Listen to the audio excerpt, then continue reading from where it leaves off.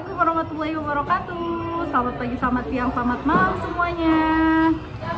Hari ini adalah H-3 Meli di Indonesia.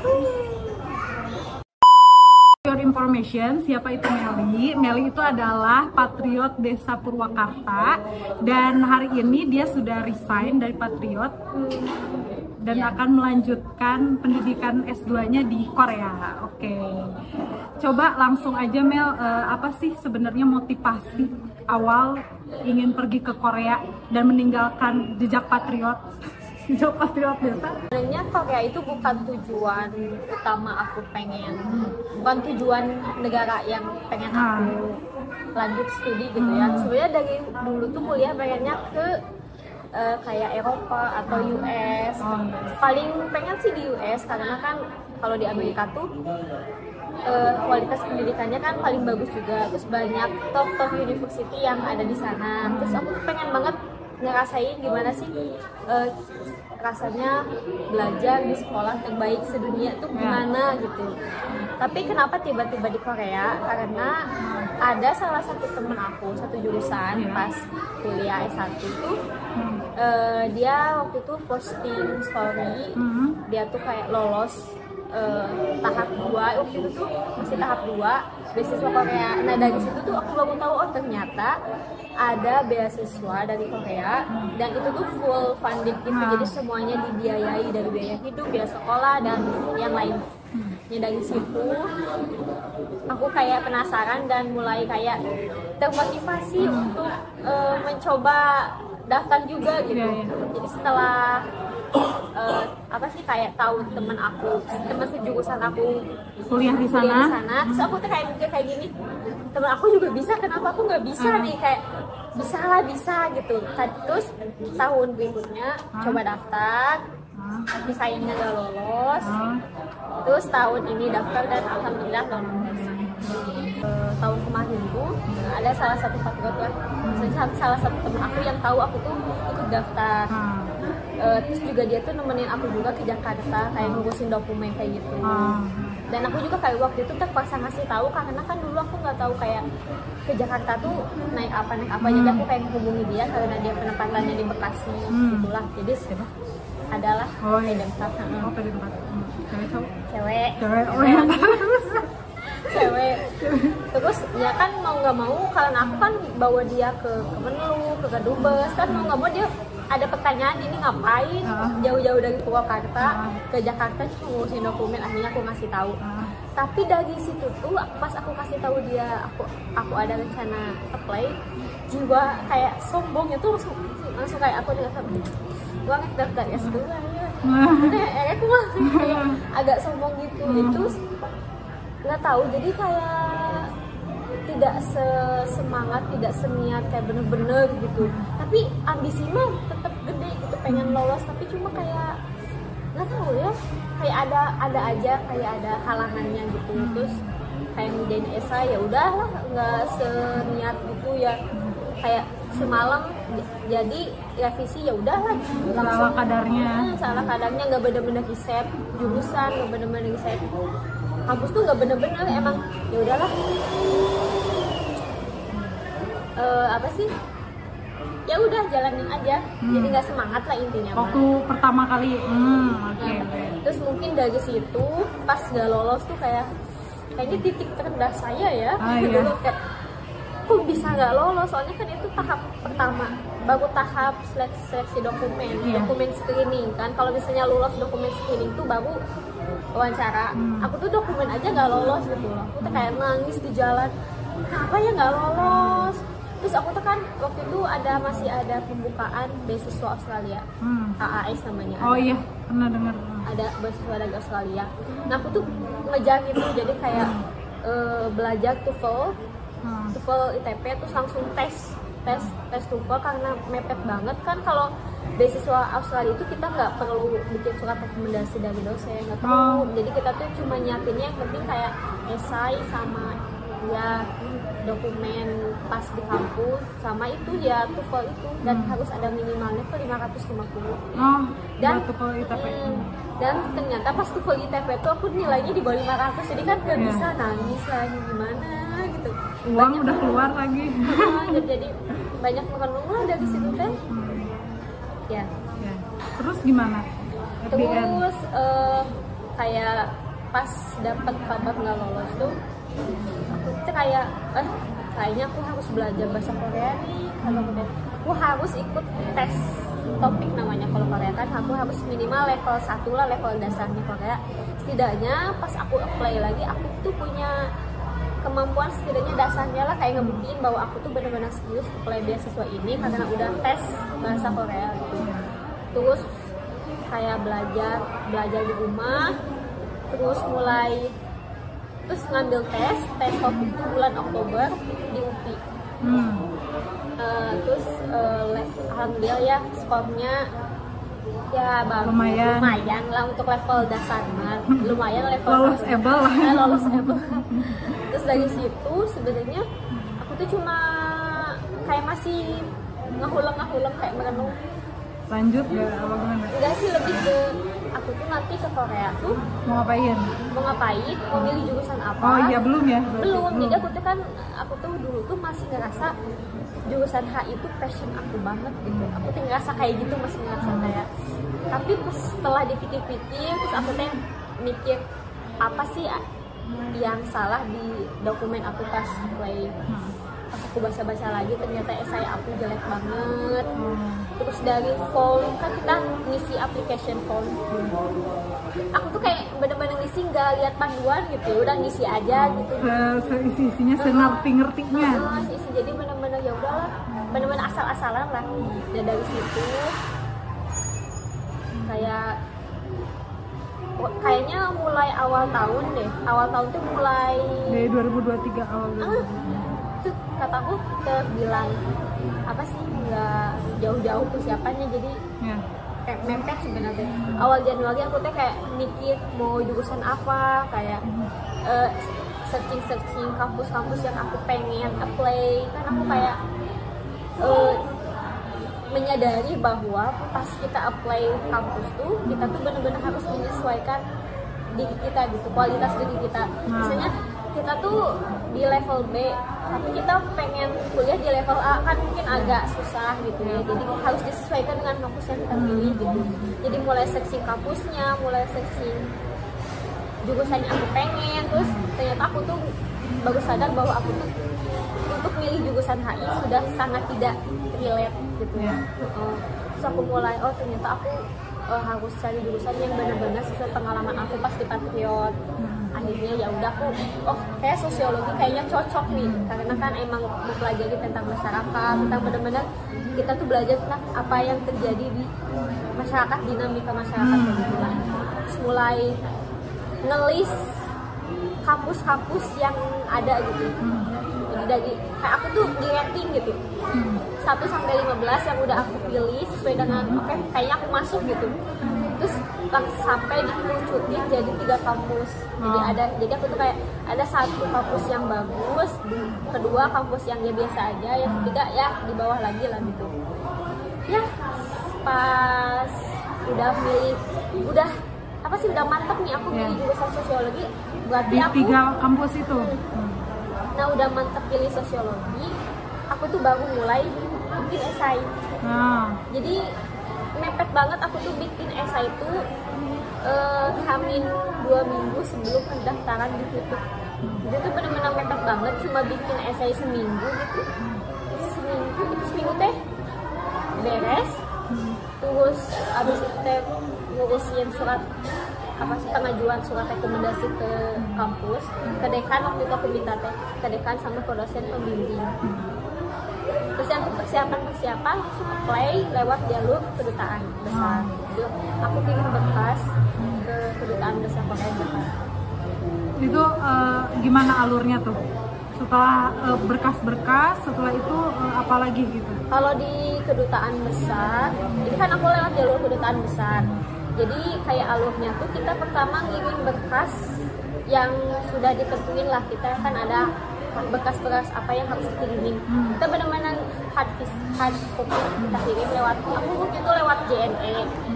Aku tuh ngirim hamin 2 sebelum penutupan. Mepet banget hamin 2. Kayak aku tuh semoga sampai lah Jakarta mendekat lah, itulah insya Allah nyampe. Dan ternyata nyampe H-1 sore itu teh. Setelah berkas diterima, H+3 atau 4 gitu ya, ada pengumuman di website itu kedutaan besar ya, embassy. Kita tuh lihat apa sih pengumumannya di situ gitu. Berapa orang yang lolos waktu pertama? Yang lolos tahap interview, masuk ke interview, berarti kan kita lolos dokumen. Ya, dokumen lolos. Untuk tahap selanjutnya untuk dia itu interview. Kan kalau di embassy itu di websitenya tuh tercantum yang daftar berapa, yang lolos berapa itu dicantumin. Waktu itu tuh yang daftar tuh 600 kurang. 600 yang lolos tahap interview tuh 44 orang. Tapi orang. kan banyak ya yang minat ke Korea. Banyak banget ternyata segitu mah. Terus dari setelah interview, kan ini masuk ke sesi interview 40 orang ya? 44 orang. 44 orang. Setelah 44 orang disaring lagi setelah sesi interview apa? Iya, 44 orang di interview, kita Zoom meeting interviewnya. Kayak kita di interview sama 2 orang dari embassy, orang Korea, sama 1 orang dari Kemendikbud. Terus interviewnya tuh bisa milih kayak, jadi milih 2 bahasa, kamu Inggris atau Korea. Pasti Inggris ya? Ya pasti Inggris. Pasti Korea saya tidak bisa. Bisa, tapi karagok itu beneran. Bagus ya. Jadi ya cuma itu sih pilihannya. Zoom interviewnya kayak setengah jaman lah. Setengah jam per orang? Iya, per orang. Jadi kita kayak gantian gitu. Face to face? Face to face. Masuk ke room ya? Iya, masuk ke room kayak waiting list gitu. Nanti kayak ada message gitu. Nubaiti siap-siap ya, nanti sebentar lagi akan dimulai. Nanti langsung layarnya kayak semua yang interview kita gitu. Terus sudah apa sih interview H+2 H+3 itu nggak tahu lupa lagi, sekitaran itulah pengumuman yang lolos interview sama ngeceknya di website. Itu yang lolos tuh 28 orang. 28 dari 44 setengahnya lah. Setengahnya lebih dikit ya, 28 orang.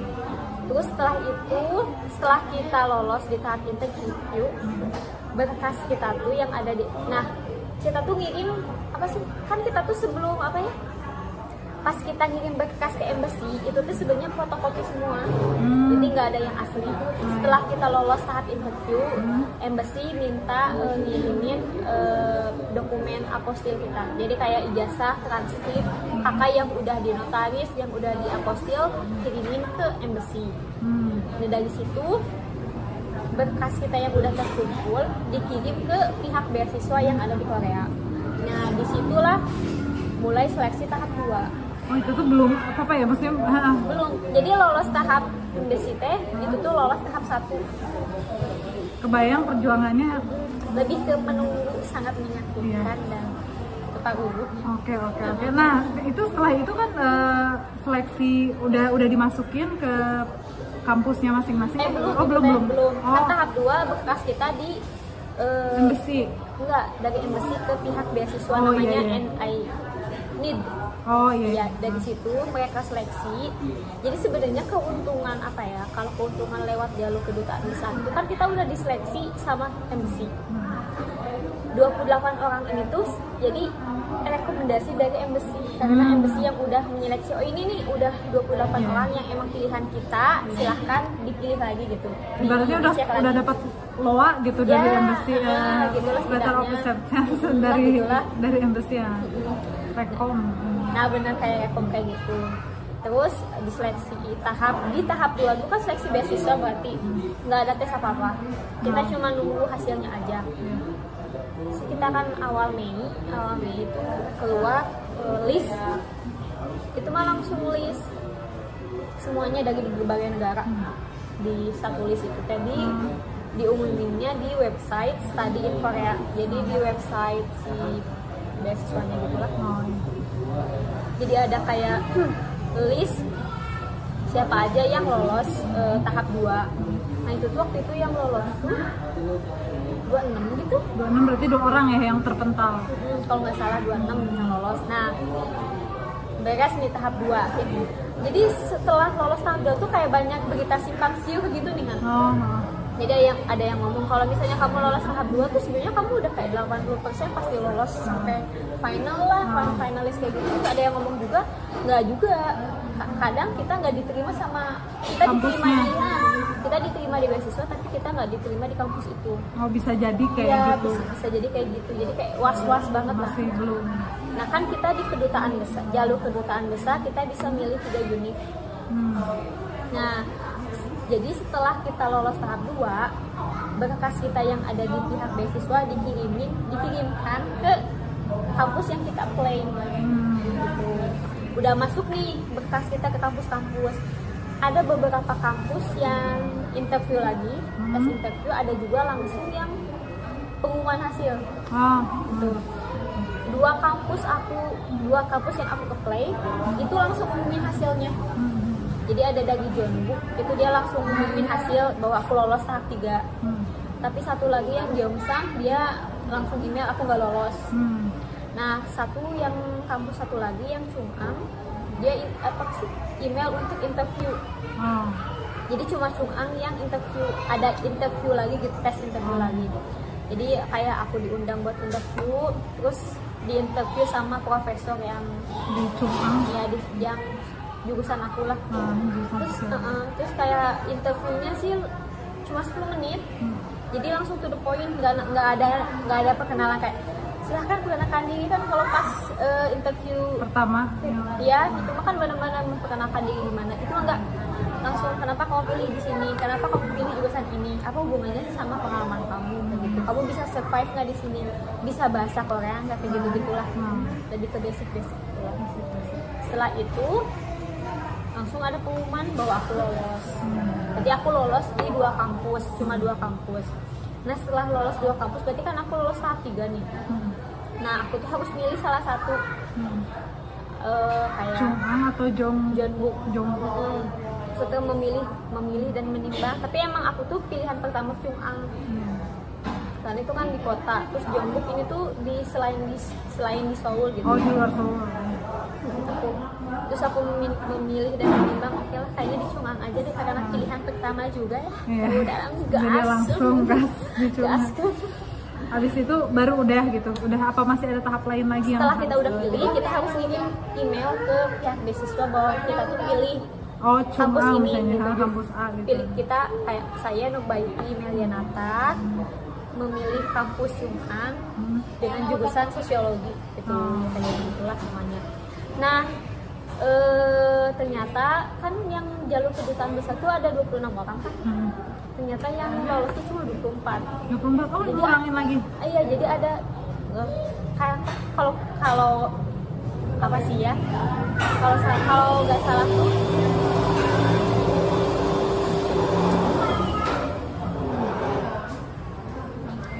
salah tuh jadi cuma 24. Jadi 2 orang ini tuh dia nggak diterima di 3 unit yang di-apply. Oh, jadi 3-3-nya padahal udah sejauh itu ya? Itu kayak sedih banget sih. Jadi kayak benar-benar mempengaruhi. Jadi fun fact-nya tuh ya, kalau kali pas aku daftar kan kita tuh kayak dikasih guidelines kayak gitu-gitu kan, kita kayak ngasih tahu kayak daftarnya tuh gimana, dokumennya tuh kayak apa. Jadi dari pihak beasiswanya terus ada kayak note gitu kecil. Ya, sebaiknya jangan memilih top university. Karena kayak kemungkinan untuk lolosnya mungkin agak rendah gitu lah. Kayak bener-bener diperingatin kayak gitu. Tapi yang di kedutaan besar ya, yang barengan aku banyak gitu yang lolos di kayak top 3 university banyak. Cuma emang mereka yang dari top univ di Indonesia juga. Relate. Ya tidak. Ya bagus lah. Oke. Yes. Terus ditulis misalnya gitu di essay itu apa? Sebenarnya pas ditanya profesor lah, ini jawaban ke profesornya apa? Kenapa pengen di Korea gitu? Kenapa pengen Korea? Terus apa ya kontribusi yang akan kamu berikan ketika kamu kembali itu, kata-katanya gimana waktu dulu? Masih ingat nggak? Iyalah, aku masih karena emang udah terpatri di dalam hati. Karena apa sih kayak jawab pertanyaan itu sudah kayak ada di dalam. Udah ditanyain duluan sama diri kamu sendiri kayaknya. Terus kayak lebih ke karena apa sih namanya? karena ada kegamangan di desa gitu. Lebih ke pas di desanya gitu. Menurut aku kayak pas di Patriotnya karena kita nggak bawa apa-apa, nggak bawa apa-apa ke desa, kan kita tidak semaksimal mungkin. Terus emang waktunya bentar banget, cuma 1 tahun. Jadi aku tuh kayak, oh mungkin kurangnya tuh aku kalau misalnya pengen bener-bener ngebantuin, ngedampingin masyarakat, aku tuh harus punya kayak satu wadah, bener-bener wadah yang mendampingi gitu. Dan di wadah itu teh kayak udah semuanya udah ada gitu. Misalnya warga butuh akses pasar udah ada, misalnya warga butuh pelatihan udah ada, nggak usah kayak nyari dulu kayak gitu loh. Nah dari situ mungkin aku harus buat satu organisasi lah. Jadi itu teh kayak pengen banget sebenarnya aku tuh. Dulu sih pengen kayak organisasi yang lebih mendampingi anak-anak gitu, lebih ke pendidikan. Tapi karena udah masuk ke desa, jadi aku tuh kayak pengen bikin satu organisasi yang kayak multifungsi gitu. Jadi bisa mendampingi semuanya. Terus aku tuh pengen kalau misalnya jangka panjangnya, kalau misalnya aku memang benar-benar bisa bentuk satu organisasi ini, aku tuh bisa bawa link-link yang relasi yang udah aku bentuk di sana untuk gabung gitu.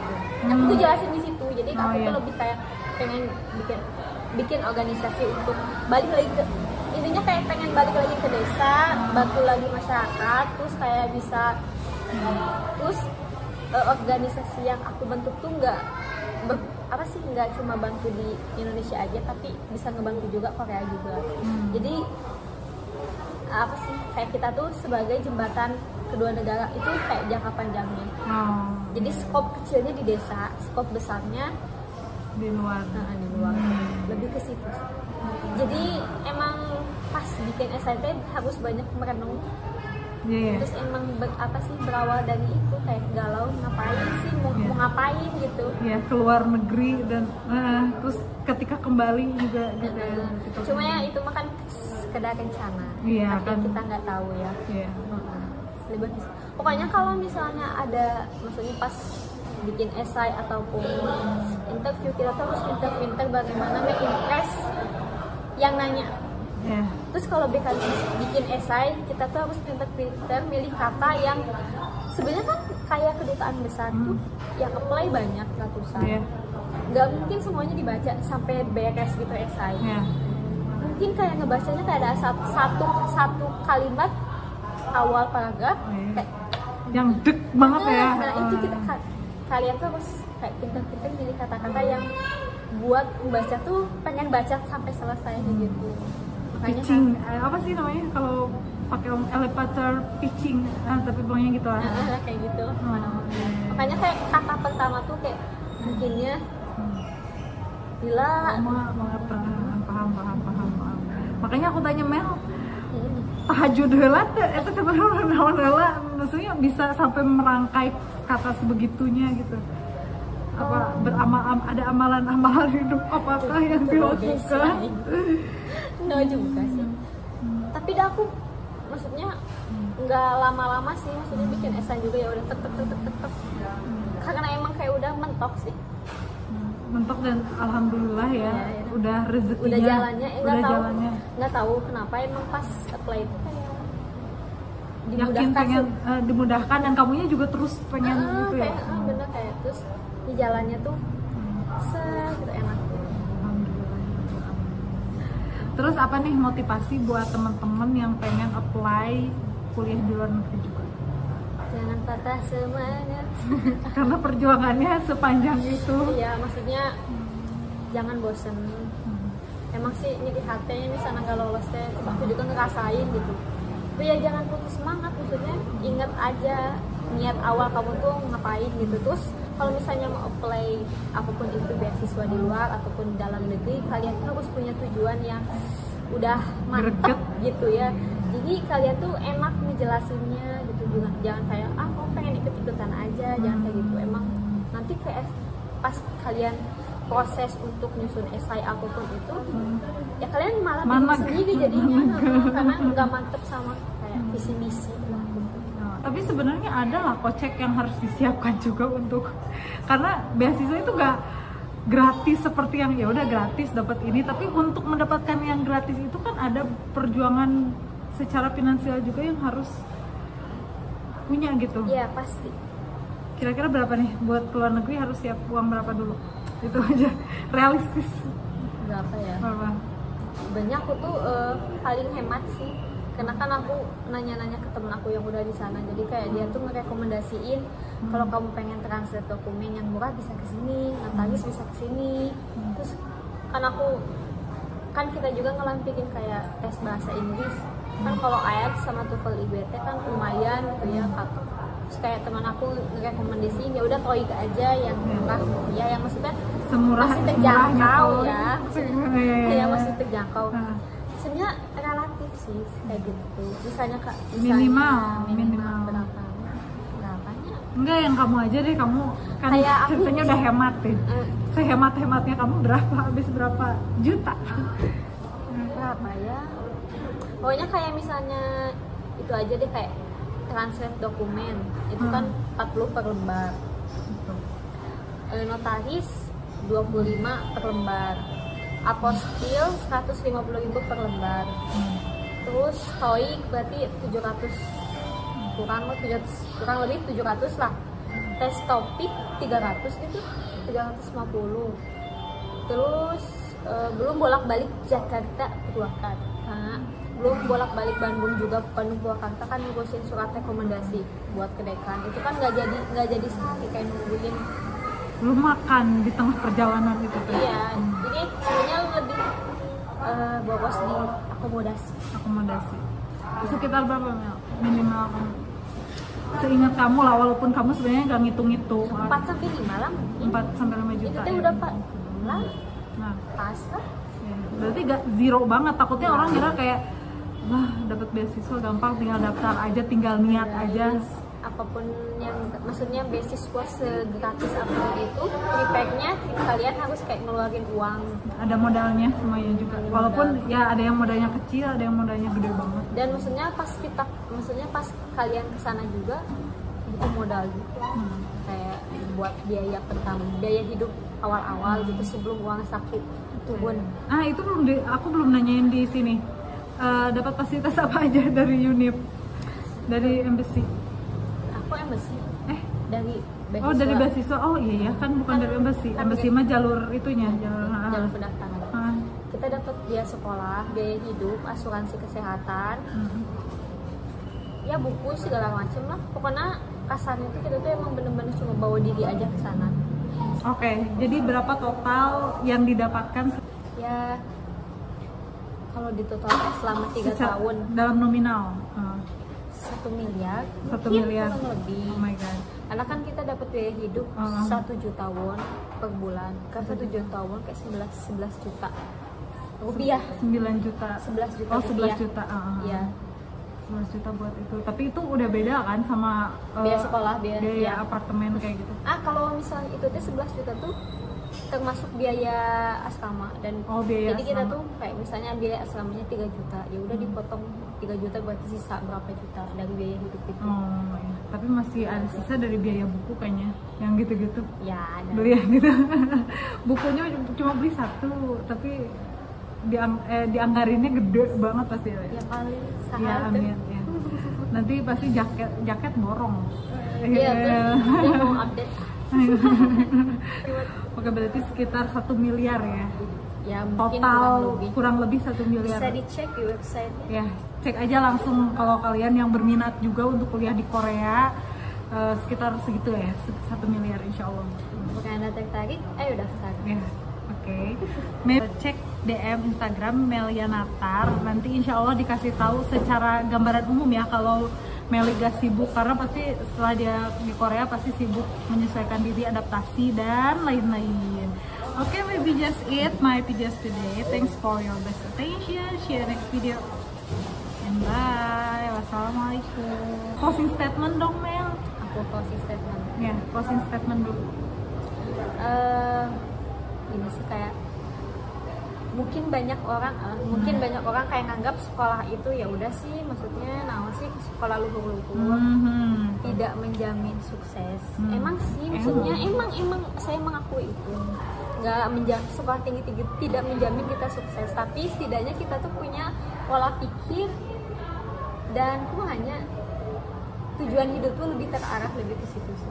Terus emang kayak pendidikan tuh penting banget buat kita gitu, kayak untuk pedoman kita hidup tuh kayak lebih terarah gitu. Tapi dengan catatan, maksudnya kita pas sekolah tuh mungkin banyak yang korup yang kayak gitu, itu mah itu beda lagi karena mungkin karakter mereka seperti itu, atau mungkin pas jalan pas sekolahnya emang ada sesuatu anak gitu. Tapi sesusah apapun itu, misalnya pengen sekolah sih setinggi-tingginya. Oke. Thank you Mel for your closing statement. Oke guys, bagi kalian yang misalnya mau nanya-nanya soal beasiswa Korea, boleh nanti DM aja IG-nya